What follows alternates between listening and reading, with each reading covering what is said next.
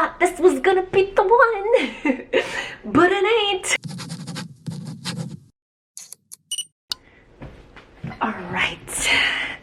Hey, so I received my CT scan results about a week ago, and I know you're probably like, what, a whole 7 days without updating us? We've been waiting anxiously, Nalie. At this point in my journey, I find it very important and even sacred to me to take the time to myself to process any news that I receive, whether it's good news or bad news, any new information, because I feel like I've gotten to this point where I want to be able to form my own opinion, my own thoughts, my own beliefs around the situation prior to sending it out to the world and receiving other people's thoughts and other people's opinions and feedback.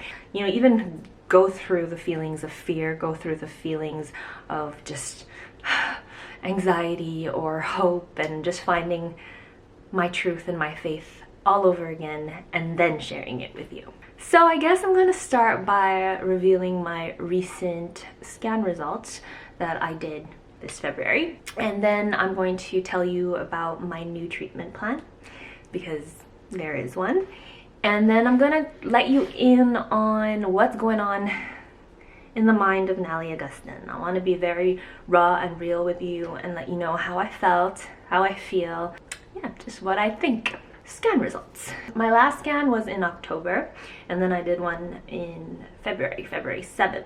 If you guys remember, just a little recap for anyone who's new to my journey and my channel. I am living and thriving with a stage 4 metastatic breast cancer diagnosis, meaning I have lung nodules in both my lungs, lesions, cancer. So they've been stable for the last, 3 years since the recurrence, meaning I had breast cancer in 2013, then was in remission, and then it came back in 2017, then did chemo again, and then it reduced, and then it's been pretty much stable in the lungs in the last 3 years with minimal progression here and there. Last October was the first time in 2 years that the scan showed regression on Verzenio, Faslodex, and Zoladex.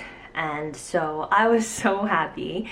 This was the first time in so long that I finally heard that things were taking a turn and that the lesions were finally shrinking, and it was just so minimal, barely, you know, just probably like a millimeter of shrinkage, but that's what you want to hear. Of course, well, now that February scan came along, I was extremely hopeful to hear that it would be even more regression, but that wasn't the case, and the scan showed a little bit more progression. But then, because of October's regression, the progression then brought it back to what my scans look like in July.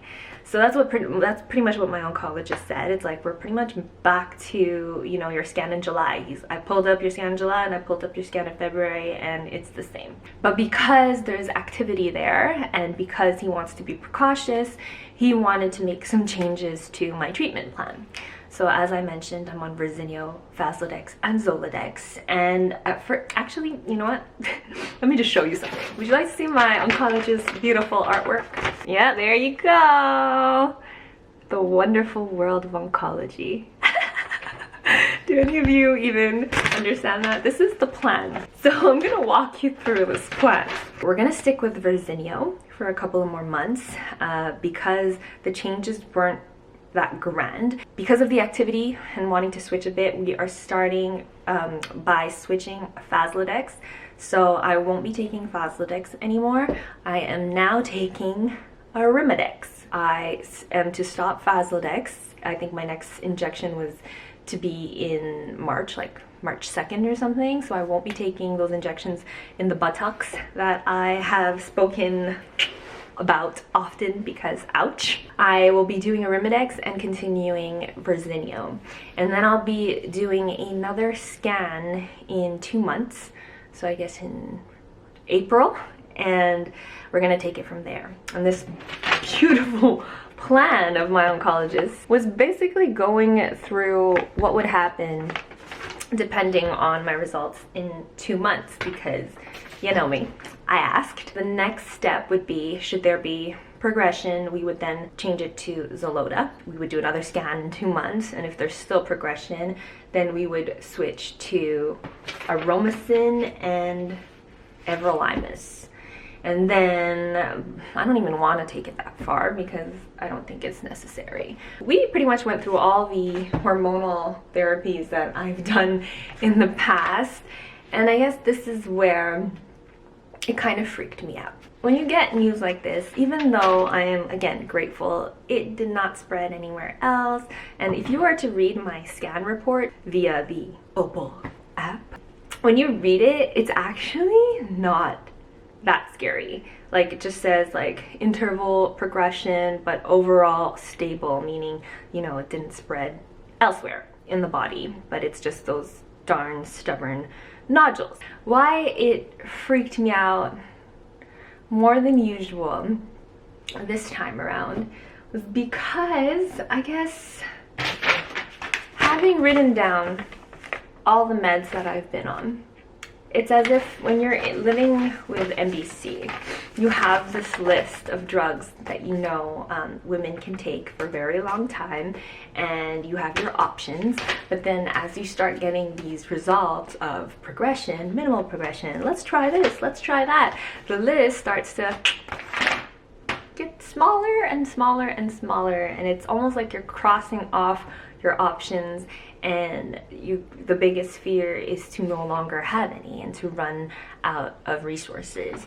So for me, what hurt was just like feeling like I'm crossing out, you know. Oh, okay, bye Faslodex. Oh, perhaps Verzenio won't be something I'm going to continue, when I've heard such wonders about Verzenio. And you know, I even had the last scan result that showed that Verzenio showed regression. So I think that was my biggest frustration, and it led to a lot of fear this week. Even if it doesn't make sense to so many of you, but I believe that one day that scan will be clear, and maybe it's not in 3 months, maybe it's not even in 3 years, but hey, I feel like that's possible because I've met people whom those results happened, or they had radical remissions, spontaneous remissions. I've had my oncologist tell me about spontaneous remissions, and I've had so many stories of women that I've personally interviewed have spontaneous remissions despite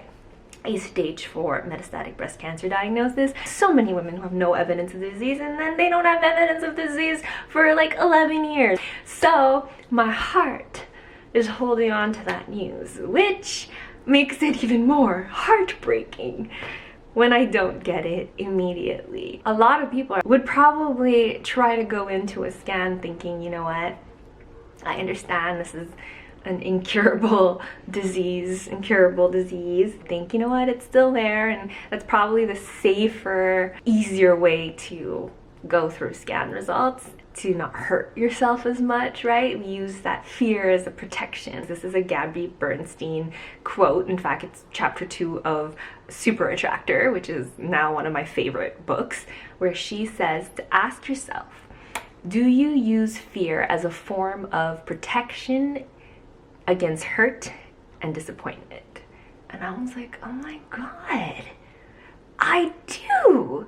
And that's what many of us do. But where the real miracles happen, and I'm not talking about miraculous clear scans, when I'm talking about the real miracles, living with this diagnosis, but writing a book, but traveling the world doing talks, but living my wildest dreams, but having really fulfilling days and going on the funnest date nights and parties with my family and game nights with my friends. Those are the miracles. And in order for me to have those miracles and have those amazing days where I live out my wildest dreams, I have to believe that one day I'll be in the clear and this will all be behind me. And it's in believing in that I'm able to wake up every morning and have those days. That's the miracle. And so I absolutely rather go into every scan praying and believing that I'll be in the clear, and to get scan results that show, oh, I'm not, and that really does hurt and does really break my heart, because I'm like, I thought this was gonna be the one, but it ain't. I rather continue to believe in that miracle rather than just protect myself by using fear and being like, hey, okay, I'm living with this incurable cancer, so, you know, I'm gonna expect the worst instead, and in expecting the worst, I can barely even wake up in the morning. That's what was going through my mind. So then I had that moment when I got the results and I'm like, am I just torturing myself believing in this? Should I just go in there and continue to understand that, you know what, this is it? This is going to be your results and this is going to be your life. And then I had that moment where I'm like, no, absolutely not. I'd rather not use fear as a form of protection, because I don't need that protection. I'd rather live in faith. I'd rather live in love, not fear. So I'll be on Arimidex and Verzenio for 2 more months until I do another scan in April. So I usually do scans every 3 months, and I'm doing another scan in 2 months. I think I'm just a little frustrated. I'm frustrated because I'm on a streak where I feel so motivated and I feel good, and then a scan comes and just disrupts my world. It brings me so low, and it's so much effort to get myself back up, and that's what's frustrating in all this, is like, can I just get a break? But then I think about my Thriver sis who have really scary news and who are going through a lot worse, and this is something I need to be grateful for. I need to put gratitude first, which is something I always preach, so I need to practice it and hold on to where I am thriving and hold on to the good news, because I'm very aware that this is quite the serious illness where, you know, a lot of women don't get this news, let's say. So I'm holding on to the good, but it doesn't change that I am really frustrated, because I thought that I'd be on Verzenio and Faslodex and Zoladex and on this path a little bit longer and showing a lot more regression. It's just not the news I wanted. But it doesn't mean that things can't change. You know, who knows what my scan results are going to show in 2 months? Who knows what's happening in my body right now? And that's what living in faith really means. But this is the update. I'm doing a lot better mentally, a lot better physically, and there's some exciting things coming up in my life, and this is what I'm holding on to. I'm going to Miami because I am the keynote speaker at the Miami Breast Cancer Conference. I get to address 1,000 oncologists on the big stage and give a keynote speech. So that'll definitely be recorded, and I'll definitely share it with you. This was something Steph did last year, and I now have the opportunity to be the speaker. So that's something I'm really looking forward to, and to get some sun. Oh, I cannot wait to be in Miami. I feel like this Filipina girl needs her vitamin D. Like, what the?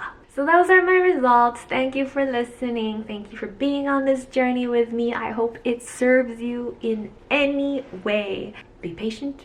Be kind to yourself. I will see you soon.